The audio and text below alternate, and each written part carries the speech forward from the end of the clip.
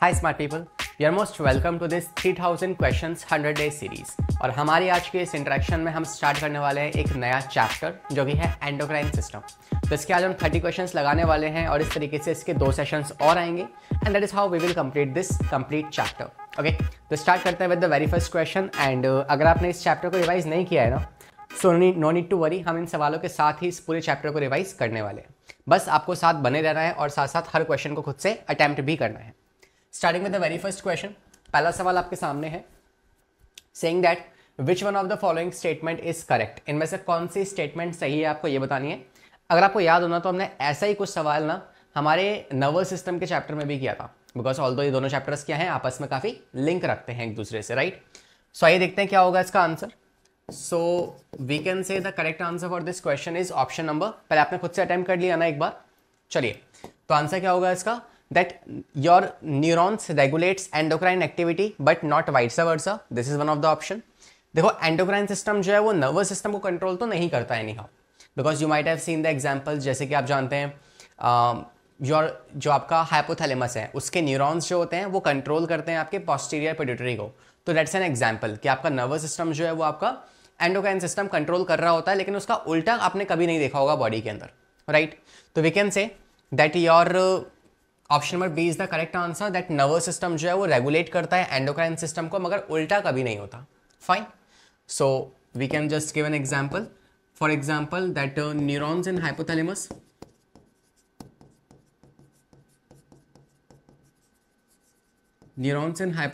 regulates what? Regulates posterior pituitary, that is your neurohypophysis, right? So it regulates your neurohypophysis, so this is the correct answer for this question। आते हैं second सवाल पे। Question खुद से read करना है ना, उसके बाद ही सॉल्यूशन देख रहे होंगे। And it's best for you कि अगर आपने इसके नोट्स बना रखे ना इस चैप्टर के, तो एक बार उस नोट्स को आप पलट लीजिए और फिर आप इस सेशन पे आएंगे तो आपको कुछ अलग ही चार्म दिखेगा। और इसके अलावा आप स्टिकॉन्स या फिर एक कोई रफ नोटबुक लेके बैठिए, ताकि जो भी पॉइंट आपको लगे कि यार it's new for me, definitely jot it down, है ना, जो आपको आगे एनी हाउ हेल्प करने वाला है। आइए देखते हैं क्या होगा इसका आंसर। कह रहा है presence of which of the following condition in urine indicates the diabetes mellitus. तो कौन सी कंडीशन है जो कि डायबिटीज मेलाइटिस को इंडिकेट करती है। Now that's a question related to diabetes. So you know we have 2 type of diabetes, diabetes mellitus and diabetes insipidus. Now diabetes insipidus का जो है कोई भी रिलेशन नहीं होता स्वीटनेस के साथ, कि एक पेशेंट जो है अगर उसे डायबिटीज मेलाइटिस है ना, तो भी आप उसे मीठा खाने को दे सकते हो, आप उसे कह सकते हो कि और मीठा खा ले भली, कोई दिक्कत नहीं है ना। लेकिन एक पर्सन जो कि डायबिटीज मेलाइटिस से सफ़र कर रहा है, उसके लिए जो मीठा है वो तो श्राप हो जाएगा, राइट। तो वो अलाउ नहीं कर सकते हम, ठीक है। तो अब कैसे पता लगाएं कि यार एक पर्सन को डायबिटीज मेलाइटिस है ना। Like if I am given you 2 person, जिसमें से 2 पीपल, जिसमें से एक आपके पास डायबिटीज मेलाइटिस का पेशेंट है और एक आपके पास डायबिटीज इंसिपिडिस का पेशेंट है। तो डायबिटीज मेलाइटिस वाला जो पेशेंट होगा ना, उसके यूरिन में अगर ग्लूकोज की मात्रा पाई जाए ना, that means we can confirm this thing that the person is suffering from diabetes mellitus, right. तो हम कह सकते हैं कि यार ऐसा नोट पर मैं आपको पहले इसका आंसर बता दूं। The correct answer for the question is option number C. अब देखते हैं सॉल्यूशन क्या होगा इसका। You should know this thing कि आपके ब्लड के अंदर ना नॉर्मल लेवल जो होता है ग्लूकोज का, वो कितना होता है, दैट इज 80 to 120, राइट। तो we can say normal level of glucose that is 80 to 120 milligram per litre, हाँ, पर 100 लीटर ऑफ ब्लड या पर decilitre I can say.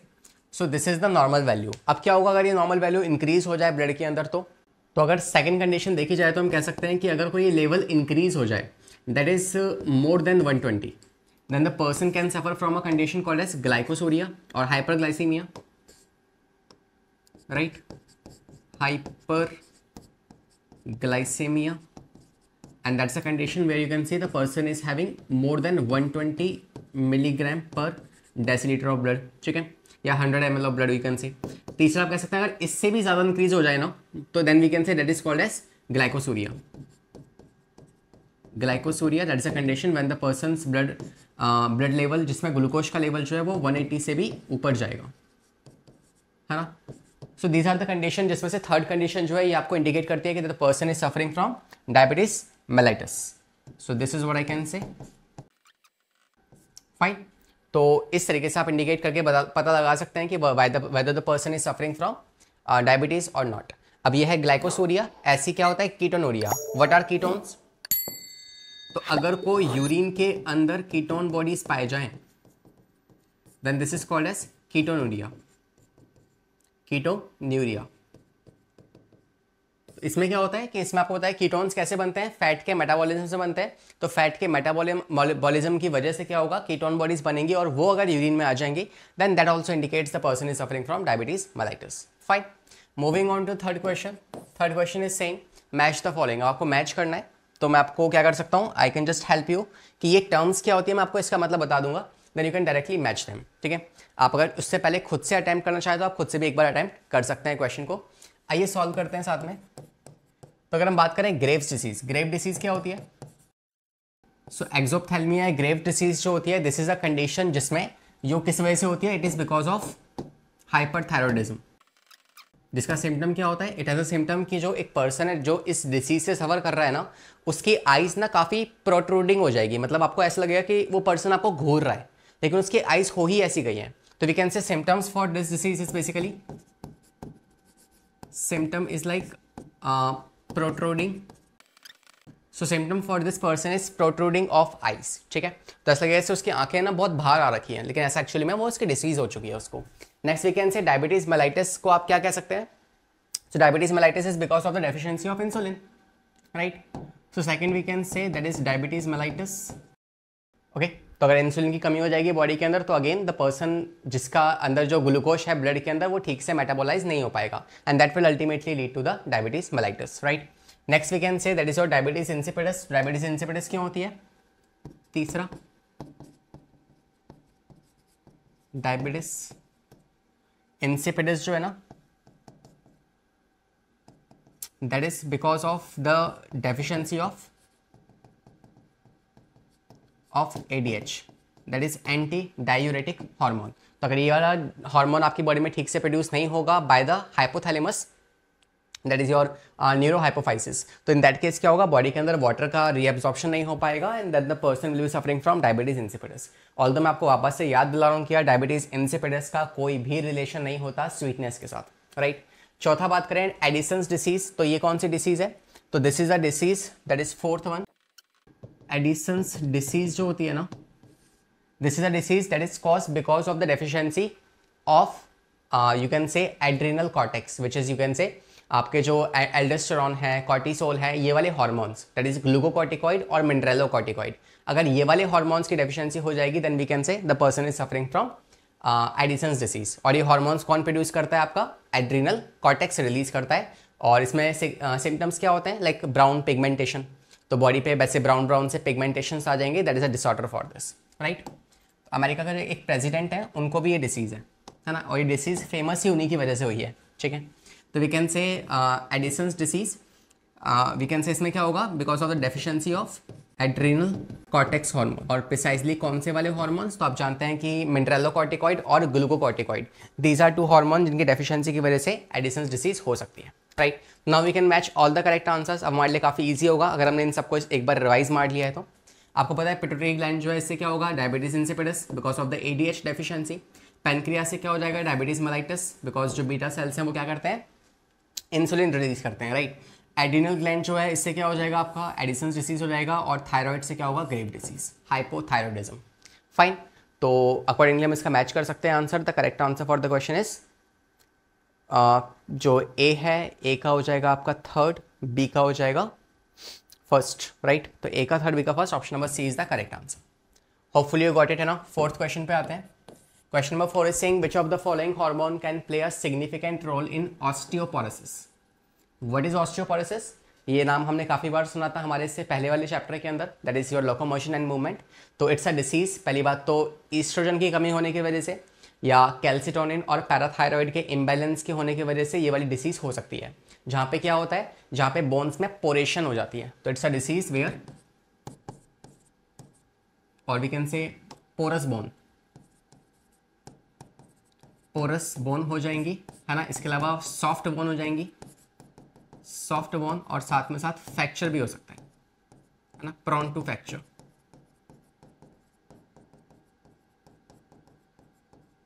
Fine, तो ये डिसीज के सिम्टम्स होते हैं। इसके अलावा अगर हम सॉल्यूशन पे आ जाएं तो हम कह सकते हैं ये क्यों होगा। पहली बात तो लेस ईस्ट्रोजन इन फीमेल्स, तो अगर फीमेल्स में ईस्ट्रोजन की मात्रा कम है तो ये वाली डिसीज हो सकती है। उसके अलावा अगर इम्बैलेंस हो जाए, imbalance of parathyroid hormone, that is parathyroid hormone का अगर एक्सेसिव प्रोडक्शन हो जाए एंड कैल्सिटोनिन जो है ना उसका लेस प्रोडक्शन हो जाए, तो इन दैट केस ये डिसीज वापस से हो सकती है। फाइन, तो these are the two major causes. तो आप कह सकते हैं ईस्ट्रोजन एंड पैराथायरॉयड हार्मोन जो है they can play a significant role in this disease, right. इनकी डेफिशिएंसी की वजह से ये डिसीज हो सकती है। और जनरली एक प्रेग्नेंट वुमेन जो होती है उसके अंदर ये डिसीज होना काफ़ी लाजमी है, क्योंकि उस टाइम पे क्या होता है कि एक मदर जो होती है ना वो अपने हिस्से या उनकी जो बोन्स होती हैं, right, you might have heard this thing कि जो प्रेग्नेंट वुमेन्स हैं वो उनकी बोन्स काफ़ी वीक हो जाती है ना, उनके बैक पेन होना स्टार्ट हो जाता है। वाई सो? प्रेगनेंसी में ऐसा क्यों होता है? बिकॉज उस टाइम पे जो मदर के बोन्स के का जो कैल्शियम है ना वो कैल्शियम मदर की बोन से निकल के फीटस के पास जा रहा होता है। तो you can see how much a mother contributes to a baby, to a foetus, है ना। न्यूट्रिशन वो प्रोवाइड कर रही है, फीटस का जो वेस्ट है वो उसे कलेक्ट कर रही है। इसके अलावा मदर की बॉडी के कैल्शियम्स निकल के बेबी के पास जा रहे हैं, न्यूट्रिएंट्स निकल के बेबी के पास जा रहे हैं, है ना। ड्यूरिंग प्रेगनेंसी एक मदर जो है वो डायबिटीज़ भी हो जाती है उसको, because of the excessive production of glucose जो बेबी के लिए चाहिए होता है, राइट। तो multiple things that a mother basically suffer during that time. Suffer तो नहीं कह सकते because like you know for a mother it's not suffering. Fine, तो we can say fifth question पे आते हैं। Question number 5 is saying grave disease. Just now I told you, है ना, Graves also called as hypothyroidism. तो just in the solution I can mention that your grave disease is Graves disease is nothing but also called as it is also called as exophthalmia। And क्यों होता है ये? Because of the hypothyroidism. इतना तो आपको पता होगा, right. Hypothyroidism means जब थायराइड हार्मोन की कमी हो जाएगी बॉडी के अंदर। And what are the symptoms that it can lead to. तो सिम्टम्स कैसे कैसे हो जाएंगे इसके? सिम्टम्स जो है it can includes first cold intolerance, right. उस पर्सन से जो है ठंड बर्दाश्त नहीं होगी। इसके अलावा जो कार्डिक आउटपुट है, हार्ट बीट है, राइट, स्ट्रोक वॉल्यूम है, ये सब क्या हो जाएगा? ये सब इंक्रीज हो जाएगा। और इसके अलावा they will be protruding of eyeball. It seems like the person is frowning at you, मगर वो फ्रॉन नहीं कर रहा है, उसकी आंखें ही ऐसी हो चुकी हैं, राइट। तो we can say this is a disorder which happens because of the hyper secretion of thyroid gland या फिर hypo secretion. Fine, question number 6 पे आते हैं। अटेम्प्ट बाय योरसेल्फ, फिर साथ में सॉल्व करेंगे इसको, राइट। होपफुली आपने अटेम्प्ट किया होगा इसको। Now pause it, now let's see. The posterior pituitary gland is not a true gland. आपका जो पोस्टीरियर पिट्यूटरी है उसे आप ट्रू ग्लैंड नहीं कहते हैं। कारण क्या है इसका? So as you know we have the pituitary gland which is the master gland, and इसके दो पार्ट्स होते हैं। एक होता है आपका एंटीरियर पिट्यूटरी, एक है पोस्टीरियर पिट्यूटरी। एंटीरियर पिट्यूटरी इसका एक और नाम होता है which is also called as you can say adenohypophysis, and posterior is also called as neurohypophysis. Now posterior pituitary is directly under the control of a hypothalamus, लेकिन जो anterior pituitary है वो डायरेक्ट कंट्रोल में नहीं होता। सो जो direct control में है उसे आप कह दोगे कि भाई वो एक असली हार्मोन, असली ग्लैंड है ही नहीं, बिकॉज वो खुद तो कुछ काम कर ही नहीं रहा। इट्स लाइक एक फादर है, उस फादर के दो बच्चे हैं, है ना। एक बच्चा जो उसका खुद का बच्चा है, और एक बच्चा जो कि इट्स लाइक उन्होंने गोद लिया है ना। या आप कह सकते हो कि कोई पड़ोसी वाला है ना, पड़ोसी वाला अपने बच्चे को थोड़ी देर के लिए दे गया है उस पिता को। तो वी कैन से एक पापा का पूरा हक किसके ऊपर है? अपने बच्चे के ऊपर, कि वो उसे मारे, कोई पीछे कुछ भी कर सकता है ना। इट्स लाइक दो थप्पड़ लगा दे और चुपचाप बिठा दे उसको, राइट। लेकिन जो दूसरे का बच्चा है उसे कुछ नहीं कर सकता। तो इट्स लाइक वो नया वाला जो बच्चा है वो आपका पिट्यूटरी हो गया, एंटीरियर पिट्यूटरी, और जो पीछे वाला है वो पोस्टीरियर पिट्यूटरी हो गया। तो उसका, उस फादर का उन पर डायरेक्ट कंट्रोल है, right. Well it's just a stupid example, है ना, मगर आप क्वेश्चन पे ध्यान दीजिए अभी फिलहाल तो अगर हम यहाँ पे आंसर की बात करते हैं तो हम कह सकते हैं कि अगर को आपका ये पिट्यूटरी हो गया anterior pars distalis and this is posterior, यहाँ पे क्या आ जाएगा हाइपोथैलेमस, राइट। तो आपको पता है कि जो ये हाइपोथैलेमस से निकलने वाले न्यूरॉन्स है ना, ये आपके कहाँ तक आते हैं, ये आपके आते हैं पोस्टीरियर पिट्यूटरी पे directly. So we can say this neurohypophysis, so I can say this is the under direct control of hypothalamus, that is why I can say कि ये जो आपका posterior pituitary है ये अपने कोई भी हार्मोन क्रिएट नहीं करता, ओके। तो posterior pituitary do not create, do not produce its own hormone. What I can say that your posterior pituitary do not produce any of its own hormone, वो अपने खुद के हॉर्मोन्स नहीं बनाता, but only stores the hormones produced by hypothalamus। तो जो hypothalamus ने hormones बनाए होंगे उनको बस स्टोर कर लेगा और उनको आगे पास ऑन कर देगा। तो इसके पास अपने खुद के हार्मोन कोई भी नहीं होते, और जो हार्मोन्स यहाँ पे पास ऑन होते हैं वो कौन से हैं, एक तो है ADH और एक है आपका ऑक्सीटोसिन, राइट। तो इसे खुद के अपने कोई भी हार्मोन नहीं है, that is why we can say it is not a true gland, it is not a true gland, fine. तो I can just mention here the option number which is correct, that it stores and releases the hormone. ये अपने खुद के, because ये अपने सिर्फ hormones को store करता है और रिलीज करवाता है, ये खुद से अपने हार्मोन्स नहीं बनवाता, इसीलिए इसे आप ट्रू ग्लैंड नहीं कह सकते, फाइन। क्वेश्चन नंबर 7 पे आते हैं। Saying that name a peptide hormone which act mainly on hepatocyte, adipocytes and enhances the cellular uptake of glucose. Now this is the keyword for this question.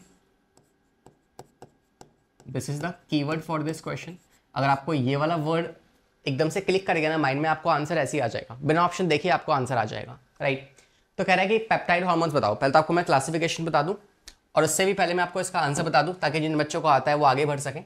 The correct answer for this question is option number ए। आइए answer देखते हैं। So we have discussed different type of hormones on the basis of their nature and composition. तो we can say hormones की अगर बात की जाए तो हमारे पास 4 तरह के hormones होते हैं। एक होते हैं biogenic amines, biogenic amines, कुछ होते हैं हमारे पास पेप्टाइड hormones, कुछ होते हैं आयोडीन hormones, आयोडोथायरोडीन hormones, एंड कुछ होता है हमारे पास स्टेरॉइड hormones। इसमें से क्वेश्चन किसके बारे में है, क्वेश्चन है पेप्टाइड हार्मोन्स के बारे में। तो पेप्टाइड हार्मोन्स में क्या आते हैं, कुछ आते हैं शॉर्ट पेप्टाइड, कुछ आते हैं लॉन्ग पेप्टाइड, कुछ आते हैं आपके प्रोटीन हार्मोन्स, राइट। तो यहाँ पे हम कह सकते हैं कि जो आपके ये जो ग्रुप है ना, इनमें से आपके लॉन्ग पेप्टाइड्स में कौन आते हैं, यहाँ पे आपके आ जाएंगे इंसुलिन हो गया, ग्लूकागॉन हो गया, ये आ जाएंगे यहाँ पे इंसुलिन, ग्लूकागॉन, राइट। और शॉर्ट पेप्टाइड में कौन आ जाएंगे आपके ADH हो गया, ऑक्सीटोसिन हो गया, राइट, ये आ जाएंगे। तो ये जो हार्मोन्स है आपके, इसमें से इंसुलिन आपको इतना समझ में आ चुका है कि यार एक आपका पेप्टाइड हार्मोन है या फिर एक आपका प्रोटीन हार्मोन है, fine, this much is clear, okay sir. इसके अलावा सेकंड अगर बात की जाए तो यहाँ पे एक कीवर्ड है आपके पास सेलुलर अपटेक। तो आपको जानते हैं कि इंसुलिन का इकलौता काम क्या होता है कि अगर ये मान लो ये आपकी ब्लड वेसल है, इस ब्लड वेसल में ब्लड फ्लो कर रहा है, इसके आसपास कुछ सेल्स रही होंगी, है ना। जब भी आपको लगता है कि या इंसुलिन को लगता है कि भाई आपके ब्लड में ग्लूकोज की मात्रा ज़्यादा है, तो हाइपोथैलेमस से आप जानते हैं कि बेसिकली जो आपका पेनक्रियाज है वो एक्टिवेट होगा। पेनक्रियाज के जो बीटा सेल्स हैं, है ना, beta cells of pancreas, they will start releasing what, insulin. और ये इंसुलिन क्या करेगा, it will increase the cellular Uptake of glucose. Focus on my words, क्या बोला मैंने कहा it will increase cellular Uptake of glucose. ये ग्लूकोज के सेलुलर अपटेक को इंक्रीज कर देगा, मतलब कि इस ब्लड में से ग्लूकोज निकल के इन सेल्स के पास जाना स्टार्ट हो जाएगा, and these cells will start metabolising the glucose, right. तो आपके पास जो हेपेटोसाइट्स हैं, लिवर की जो सेल्स हैं, एडिपोसाइट फैट सेल्स जो होती हैं, है ना, ये सब क्या करेंगी, आपके ग्लूकोज को लेना स्टार्ट करेंगी और उसको यूटिलाइज करना स्टार्ट कर देंगी। That means ultimately it will decrease the blood glucose level, it will decrease blood glucose level, fine, तो we can say the correct answer for this question is insulin. और ये keyword जो है ये आपको जैसी दिख गया ना, मतलब आप इंसुलिन टिक कर सकते हैं इसका आंसर। फाइन, नेक्स्ट क्वेश्चन पे आते हैं, क्वेश्चन नंबर 8 पे।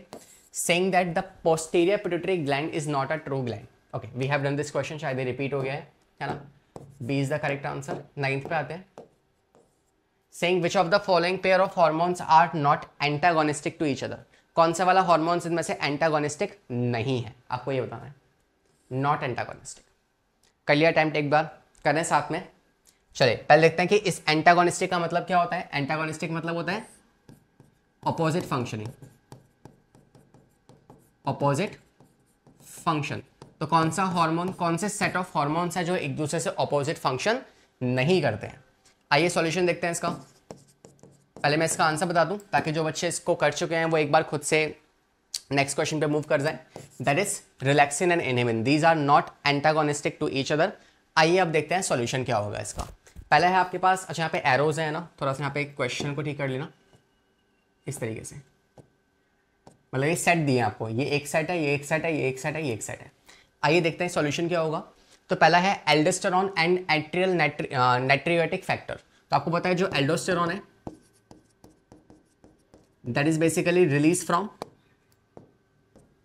इट इज रिलीज बाय, आप जानते हैं कि एड्रिनल कॉर्टेक्स, एड्रिनल कॉर्टेक्स। और इसका फंक्शन क्या होता है, फंक्शन होता है sugar metabolism, sugar metabolism. Second की अगर हम बात करें जो कि है आपका, इसी के साथ आपको ANF दिया हुआ है। और in fact I am so sorry, it's not sugar metabolism. Function of aldosterone is to reabsorb water and sodium, reabsorption of sodium from DCT। DCT में से सोडियम का रीएब्सॉर्प्शन कर लेगा, जिसके पीछे पीछे क्या आएगा, वाटर भी आ जाएगा और ये पोटेशियम का एक्सचेंज करवा देगा, राइट। तो reabsorption of sodium from DCT in exchange of potassium, in exchange of potassium. Fine, चलिए अगर हम बात करें ANF के बारे में, विच इज रिलीज फ्रॉम, कहां से निकलता है ANF। तो ANF जो है it is release by heart. तो हार्ट ANF को रिलीज करवाता है। उसका काम क्या होता है, इसका काम होता है कि ये आपके किडनी या DCT के अंदर सोडियम को सिक्रीट करवा दे। तो सिक्रीशन ऑफ सोडियम, ये फंक्शन है इसका। तो ये रीएब्सॉर्ब करवा रहा है, ये सिक्रीट करवा रहा है, दे बोथ आर वर्किंग एंटागोनिस्टिकली, है ना, एक दूसरे से ऑपोजिट काम कर रहे हैं। तो this set is basically acting as a antagonistic. बात करते हैं अगर सेकंड वाले के जो कि है रिलैक्सिन और इसके बारे में। तो ये तो हो गया भाई पहला वाला, right, first set. Second set पे आते हैं जिसमें दो आएंगे। सबसे पहला हार्मोन कौन सा है, रिलैक्सिन। तो अगर हम रिलैक्सिन की बात करते हैं, और दूसरा कौन है, इनहिबिन। तो इनहिबिन आप जानते हैं कहां से रिलीज होगा, this is release from ovary of females, है ना। और रिलैक्सिन कहां से रिलीज होगा, तो basically these are the hormones. Relaxin is release by placenta and function क्या होगा रिलैक्सिन का, that will to dilate the, you can say pubic symphysis, और वी कैन से सर्विक्स को डायलेट करवाना। Function is dilation of cervix during pregnancy. और वहीं पे अगर इनहिबिन की बात की जाए तो it is release bye ovary in the females, that will inhibit. Function क्या होगा इसका, function will be it will inhibit, क्या इनहिबिट करेगा ये, it will inhibit the release of, inhibit FSH, follicle stimulating hormone in the females, ये उसको inhibit कर देगा। तो आप देख पाना है कि इन दोनों का कोई रिलेशन नहीं है आपस में। That is why this is not antagonistic pair, so we can say this is the correct answer for the question, right, this is not antagonistic. बाकी भी क्या होता है, एंटागोनिस्टिक होता है लाइक इंसुलिन, ग्लूकागॉन। इंसुलिन जो होता है ये आपके ग्लूकोज लेवल को डिक्रीज करता है ब्लड में, और ग्लूकागॉन जो होता है ये आपके ब्लड के अंदर ग्लूकोज लेवल को इंक्रीज करवाने के लिए रिस्पॉन्सिबल है। बात करें पैराथायरॉयड हार्मोन और कैल्सिटोनिन के बारे में, तो कैल्सिटोनिन जो होता है ये आपके ब्लड में कैल्शियम लेवल को डिक्रीज करवाता है। पैराथायरॉयड हार्मोन जो है ये कैल्शियम लेवल को इंक्रीज करवाता है। फाइन, तो they all are working as a antagonistic manner apart from option number B. Fine, question number 10 पे आते हैं। रिपीटिंग यू, वापस आपको रिमाइंडर दे रहा हूं कि सवाल खुद से अटेम्प्ट करना है, उसके बाद ही सॉल्यूशन पे बढ़ना है, right. Which one of the following hormone is not involve in sugar metabolism, इनमें से कौन सा हार्मोन शुगर मेटाबॉलिज्म में इन्वॉल्व नहीं होता। This is about the question. आइए मान के चल रहा हूँ कि आपने क्वेश्चन खुद से अटेम्प्ट किया है एंड आपको पता है इंसुलिन जो होता है this is completely involve in the sugar metabolism. Glucagon जो होता है ये भी शुगर मेटाबॉलिज्म में इंक्लूड होता है। जो कॉर्टिसोन है और जो एल्डोस्टेरोन, इसमें से aldosterone is the one, aldosterone is the one hormone which is release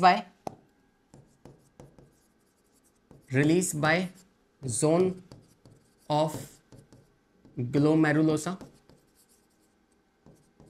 of adrenal cortex, है ना, यहां से रिलीज होगा। एंड इसका फंक्शन क्या होता है, इसका फंक्शन होता है कि आपकी बॉडी के अंदर वाटर का और सोडियम का रीएब्जॉर्प्शन करवाए। So reabsorption of sodium and water in exchange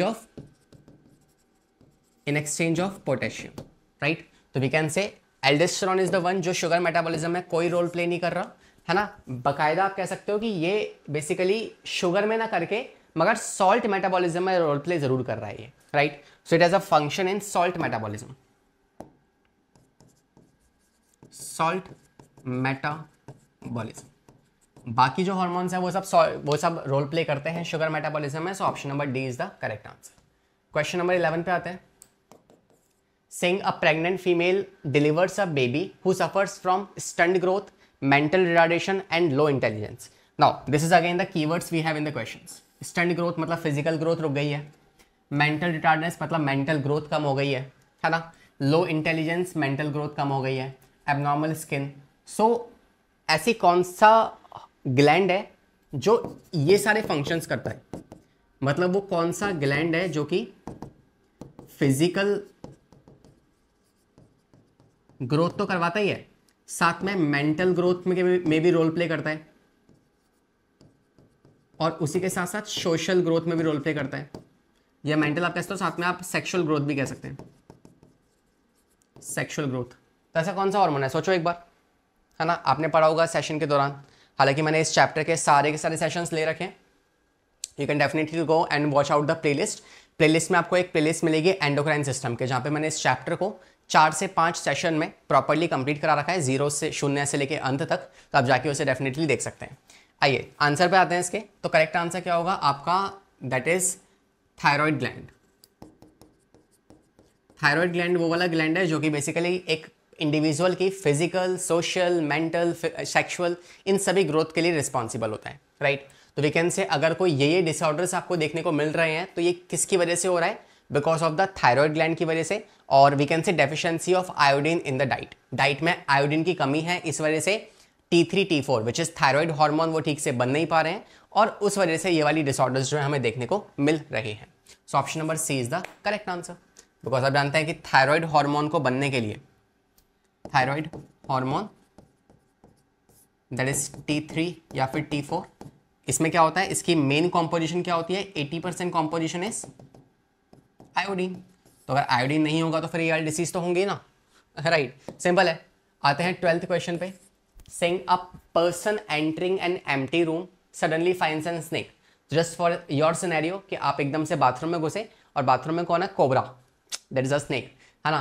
तो क्या होगा आपके साथ। सो you can say in front of opening the door which one of the following is likely to happen in the neuro hormonal control system.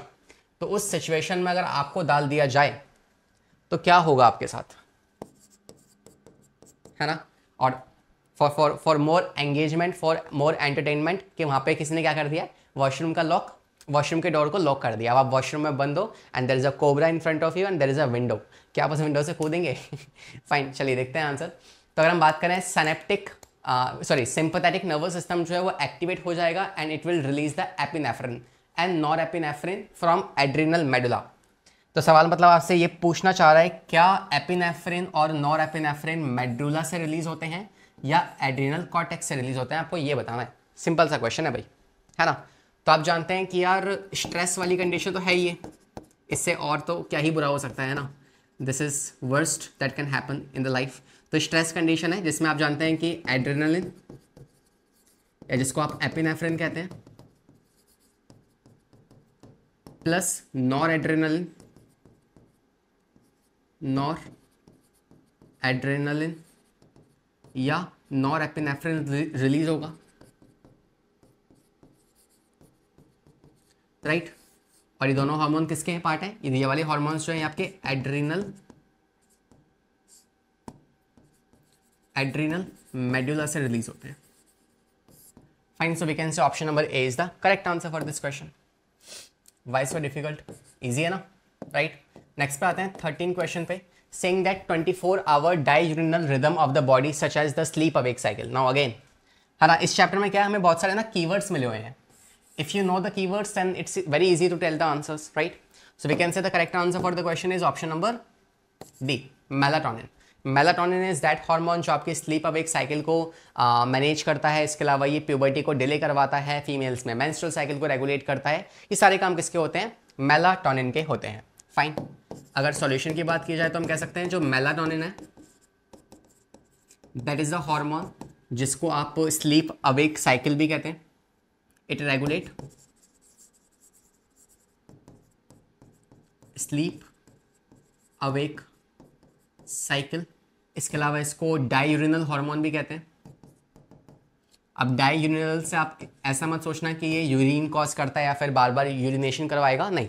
डाययूरिनल का मतलब होता है कि ऐसे वाले हार्मोन जो रात में काम करते हैं, एंड यू स्लीप्स एट नाइट, है ना, तो उस टाइम पे ये काम करेगा। इसके अलावा इसे बायोलॉजिकल हार्मोन भी कहते हैं, बायोलॉजिकल क्लॉक हार्मोन, क्योंकि ये वाला हार्मोन जो है आपकी बॉडी में हैबिट या फिर बायोलॉजिकल क्लॉक सेट करता है कि अगर आपको रोज रात को 10 बजे नींद आती है तो आपको रोज रात को 10 बजे नींद आएगी।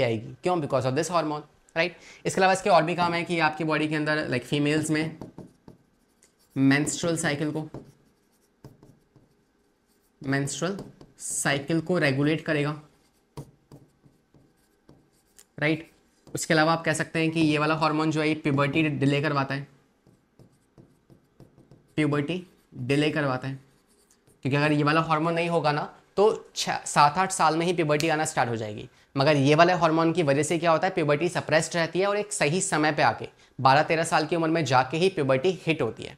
Fine, so this hormone is very important and the correct answer is option number D. आते हैं 14 क्वेश्चन पे। देखिएगा क्या कह रहा है आपसे। होपफुली आपने वीडियो को पॉज किया होगा और रीड कर लिया होगा इसको। कह रहा है injury to adrenal cortex is not likely to affect the secretion of which of the following hormone.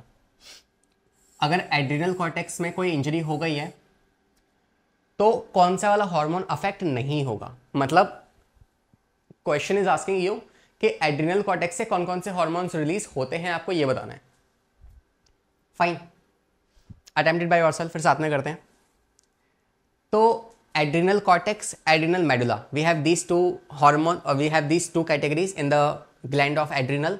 और जो कॉर्टेक्स वाला पार्ट है that releases the hormone glucocorticoid, mineralocorticoid and you can say sex hormones, तो ये release करवाता है ना। तो आप कह सकते हैं कि अगर को ये एड्रिनल ग्लैंड है, इसमें से ये मेडुला वाला पार्ट है और जो आउटर पार्ट है ये आपके 3 पार्ट्स में डिवाइड होगा। पहला zone of glomerulosa, second zone of fasciculata, third is zone of reticularis. Fine, तो ये ब्लू कलर का क्या हो गया, अंदर वाला जोन हो गया। येलो वाला क्या हो गया, बीच वाला जोन हो गया। और ग्रीन वाला क्या हो जाएगा, आउटर वाला जोन हो जाएगा। Fine, this is zone of glomerulosa which releases the category of hormone called as mineralo. Second कौन है आपके पास, है ना, जिसमें हमारा मेन कौन सा हार्मोन आता है, इसमें हमारे पास मेन हार्मोन आता है एल्डोस्टेरॉन, जो कि ऑप्शन में दिया भी हुआ है हमें, राइट। एल्डोस्टेरॉन। सेकेंड जो आपका वो है येलो वाला part which is going to called as zone of fasciculata and it basically releases the hormone called as glucocorticoid, जिसमें हमारा मेन हार्मोन कौन सा आता है, कॉर्टिसोल, कॉर्टिसोन, ये सारे हार्मोन्स आएंगे इसके अंदर। कॉर्टिसोल। तीसरा जो रीजन आएगा that is blue region, it is called as zone of reticularis.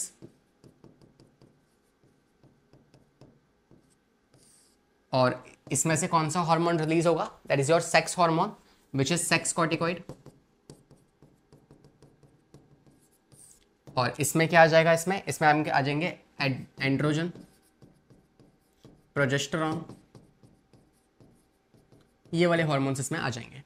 Fine, so we can say which hormone is not affected, that is your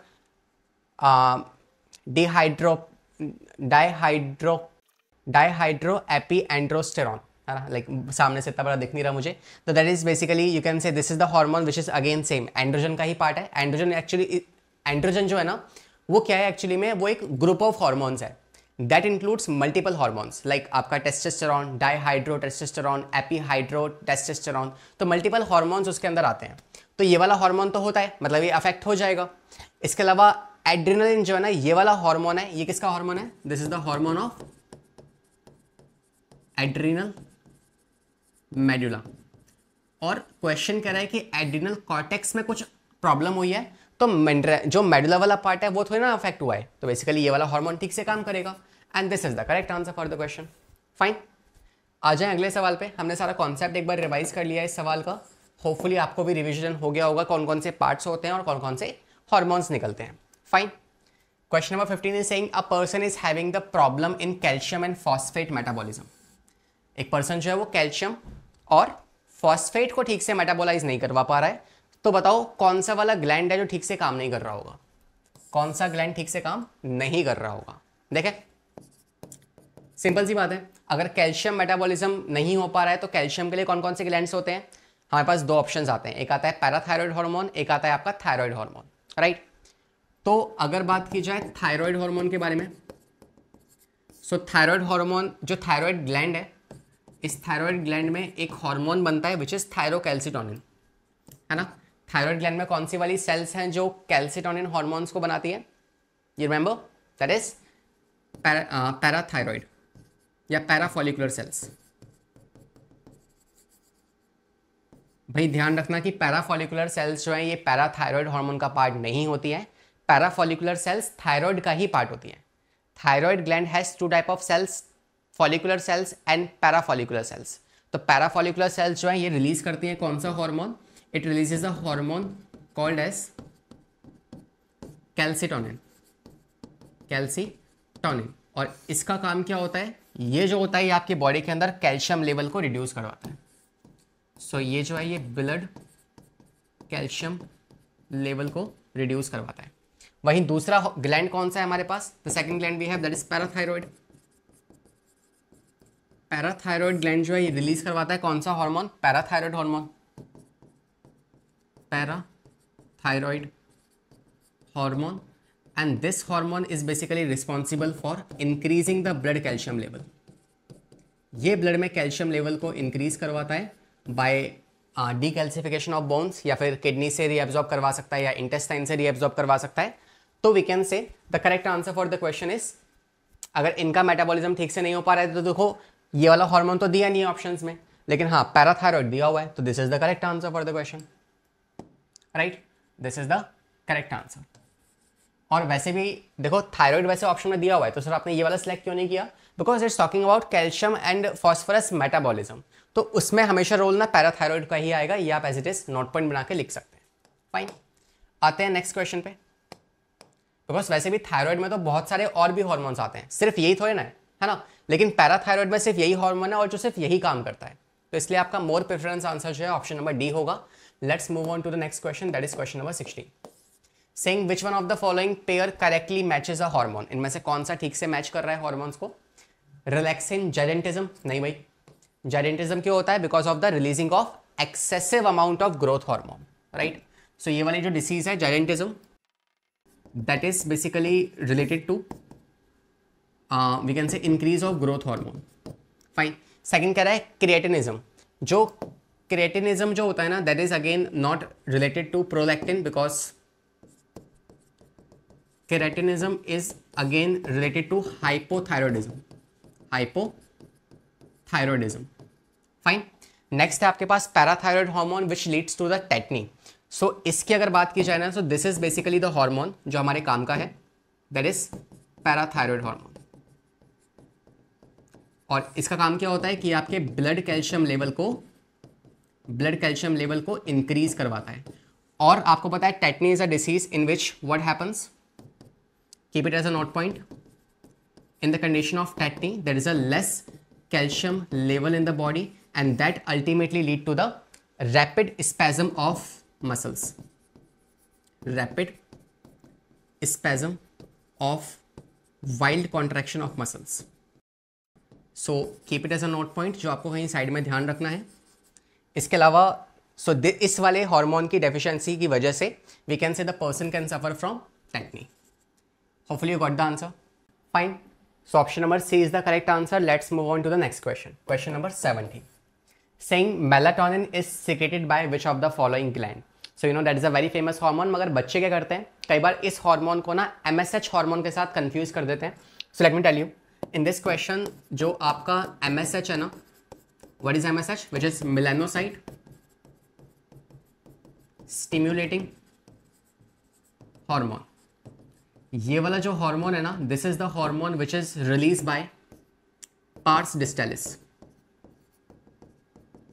parse distalis किसका part है? It is a part of your adenohypophysis, adenohypophysis which is nothing but your anterior pituitary. तो anterior pituitary जो है वो आपका MSH hormone को release करवाता है। वहीं अगर बात की जाए इस मेलाटोनिन के बारे में, तो this is the hormone that is melatonin, that is the hormone released by your pineal gland. And where is the pineal gland located? तो ये आपके जो एपिथैलेमस है ना, एपिथैलेमस के ऊपर एक मटर के दाने जितनी ग्लैंड होती है जिसे आप कहते हो pineal gland, and that releases this hormone. तो we can say the correct answer for the question is option number A, pineal body. Okay, next question number 18, saying that calcitonin is a thyroid hormone which what does it do? तो आपको बता चुका हूं मैं, calcitonin या thyrocalcitonin जिसे आप TCT hormone भी कहते हो, right? So another name of this calcitonin is calcitonin, also called as thyrocalcitonin, thyrocalcitonin, and that is TCT hormone. और ये हार्मोन क्या करता है? ये आपके बॉडी के अंदर ब्लड कैल्शियम लेवल को डिक्रीज करता है। So it decreases blood calcium level, right? तो मतलब अगर ये ब्लड में से कैल्शियम निकाल रहा है तो कहाँ डाल रहा होगा? ये आपके ब्लड का सिक्रीशन करवा देगा, secretion of calcium into bones, मतलब ये बोन्स को स्ट्रॉन्ग करेगा। इसके अलावा ये उसी कैल्शियम को निकाल के कहाँ डाल देगा? इनटू द किडनी, तो किडनी में से ये कैल्शियम का एक्सक्रीशन करवा देगा। तो ये इसका रोल हो जाएगा, and that is how we can say this is the function. तो correct answer for the question is option number D, lower the calcium level in the blood, blood में ये कैल्शियम लेवल को कम कर देगा। Fine, next पे आते हैं, question number 19, saying that which hormone stimulates the secretion of milk from female. अब देखो यहाँ पे ये कीवर्ड बन जाता है सिक्रेशन वाला। मैं आपको दो ऑप्शंस दे रहा हूँ, बताना कौन सा सही मैच कर सकता है ना? Just give me a second. हाँ जी, तो सिक्रेशन की बात की जाए तो यार एक तो होता है सिक्रेशन ऑफ मिल्क और एक होता है ejection of milk,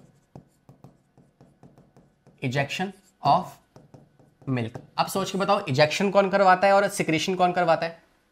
now hopefully आपको आंसर मिल रहा होगा। तो यू नो योर जो इजेक्शन है ये करवाता है आपका oxytocin,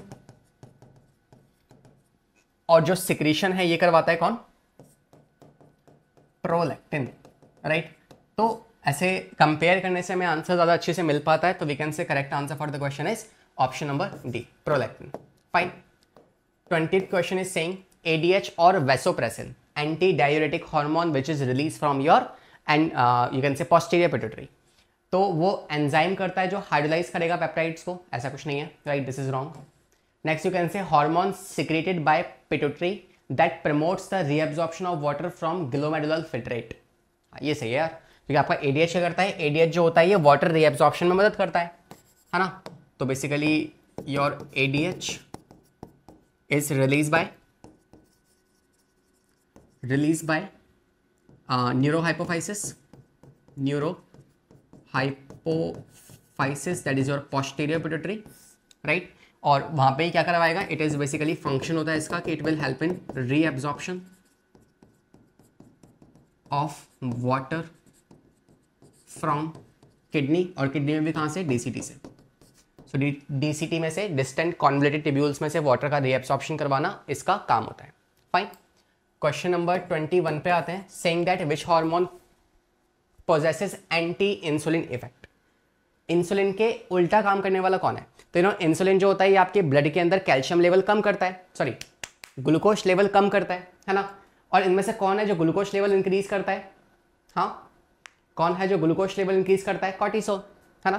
cortisol is called as basically your sugar metabolism hormone.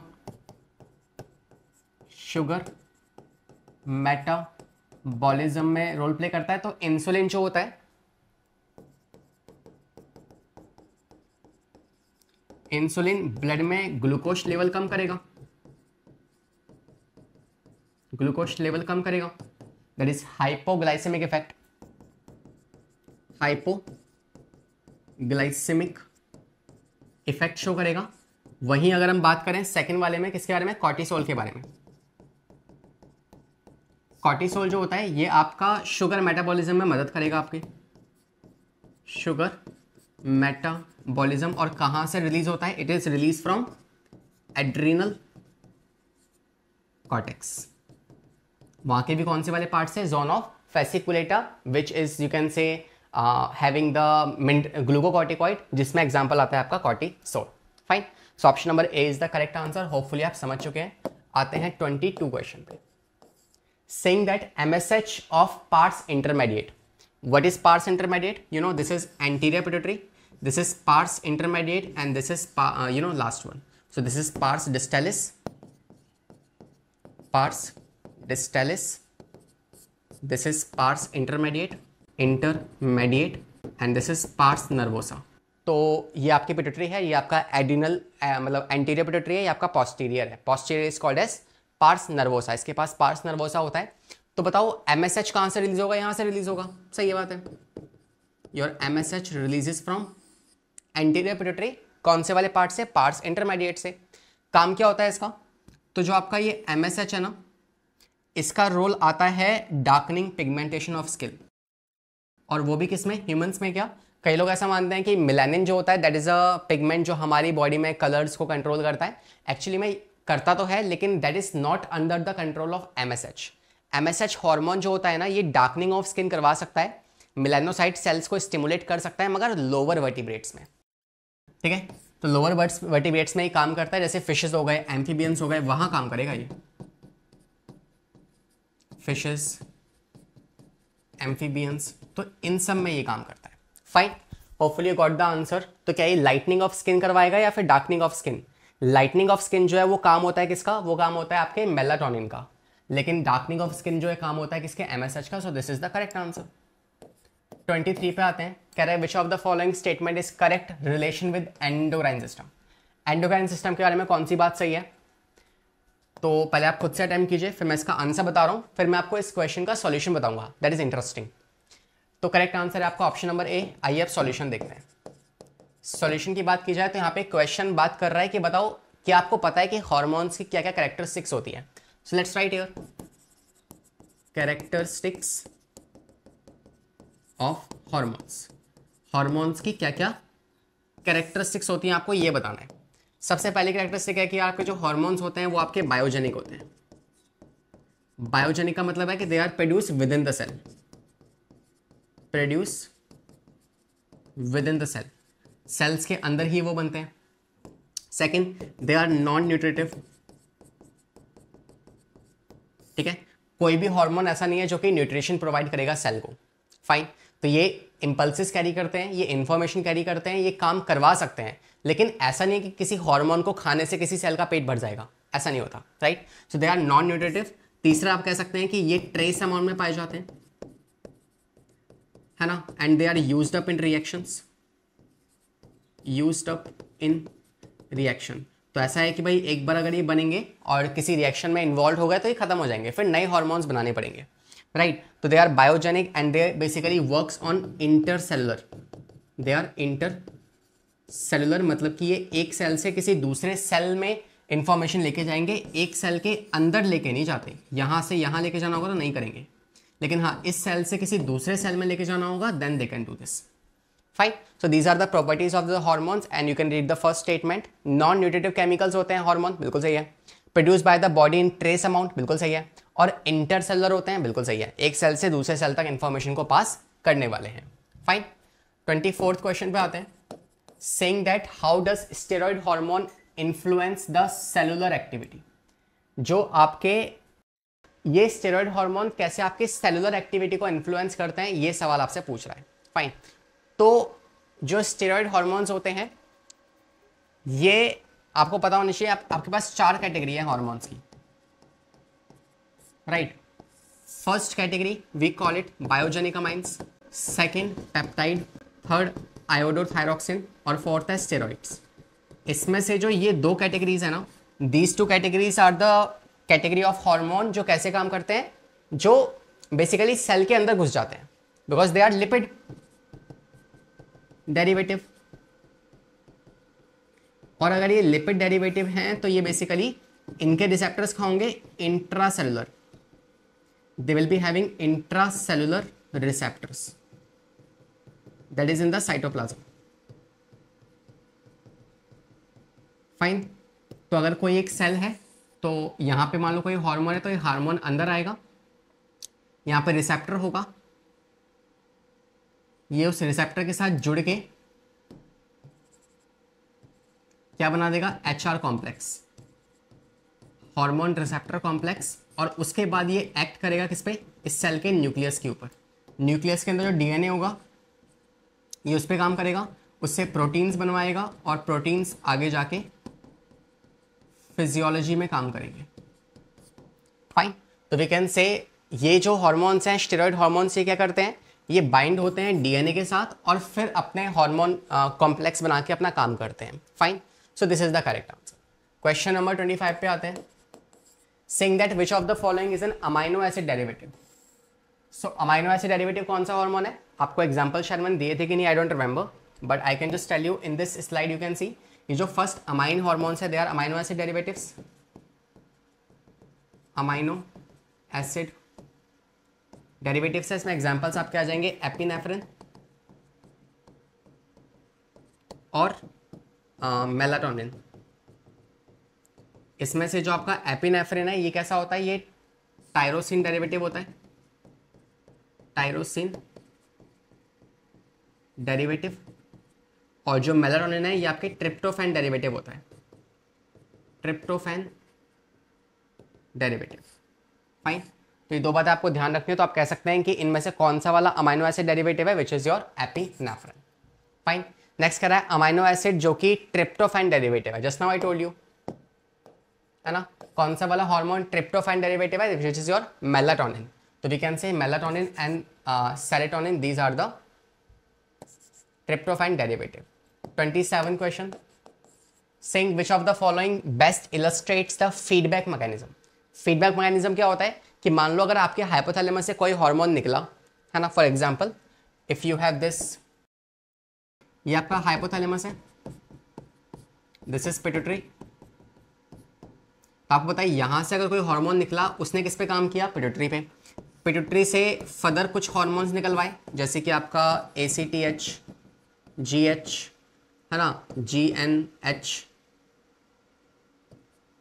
Gonadotropin hormone हो गए, ठीक है. इसके अलावा आप कह सकते हो थायराइड स्टिमुलेटिंग हार्मोन. फिर ये आगे किस पे काम करेंगे, मान लो आपका जो GH है ये आपकी मसल्स पे काम कर रहे हैं.